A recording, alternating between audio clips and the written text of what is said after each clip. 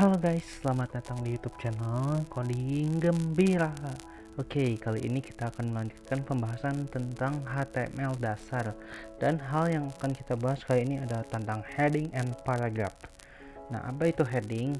Heading itu biasanya digunakan sebagai judul dalam body si HTML. Nah, kalau misalnya paragraph itu seperti paragraf pada teks, atau misalnya pada umumnya paragraf itu ya paragraf biasa berisi misalnya kata-kata, line, dan kawan-kawannya. Oke, jadi saya akan langsung mempraktekkan saja untuk bagaimana cara penggunaan heading dan paragraf. Nah, kemarin kita sudah membuat folder ini konten HTML, kalian bebas namanya apapun itu. Nah, saya sudah menambahkan index.html dengan html.png dengan hasil seperti ini. Oke, kemarin kita sudah belajar tentang cara penggunaan title di bar ini dari Google-nya, navbar itu, kemudian data ini untuk body si Google-nya atau body website kalian.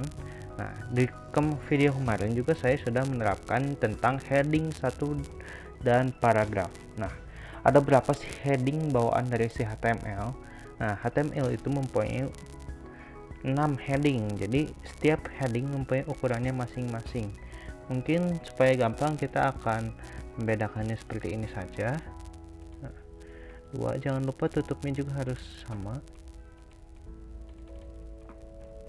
H3, H4, H5, H6. Nah, kita langsung saja lihat apa perbedaannya. Nah, seperti yang kalian lihat di sini, bahwa semakin tinggi headingnya maka akan semakin besar ukurannya. Mungkin untuk mempermudah akan seperti ini saja. Ini heading 1.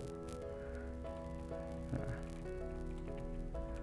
ini heading 2, ini heading 3, ini heading 4, ini heading 5, dan ini heading 6. Oke, jadi seperti itu. Kalau kita refresh lagi, nah kalian bisa lihat sendiri perbedaannya. Setiap heading mempunyai ukurannya masing-masing. Nah, 1 itu paling besar, dan kalau misalnya di Google Search, secara engine-nya Google itu akan langsung melihat setiap heading yang paling besar itu yang utamanya dari sebuah website, seperti itu.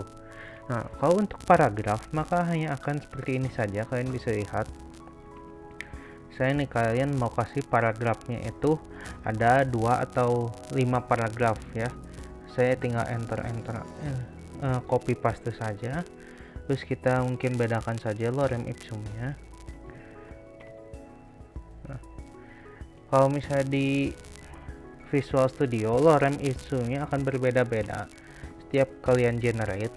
Mungkin akan ada waktunya sama, tapi kebanyakan itu berbeda supaya mempermudah saja sebetulnya. Karena kalau misalnya kalian sedang membuat website seperti landing page atau company profile, itu akan lebih mudah jika menggunakan lorem ipsum karena biasanya teksnya panjang.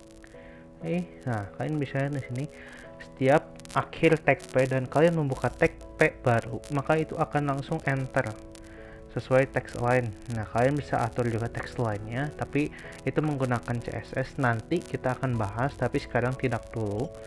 Untuk sekarang, paragraf itu hanya akan seperti ini saja.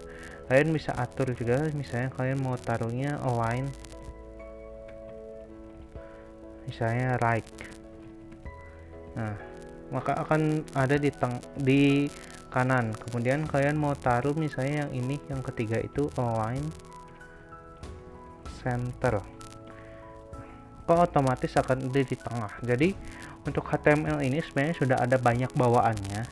Cuma kalau misalnya untuk kedepannya mungkin akan lebih bagus lagi jika menggunakan CSS. Nah, H1 juga ada sendiri, line center. Nah, ini semuanya akan sama saja fungsinya.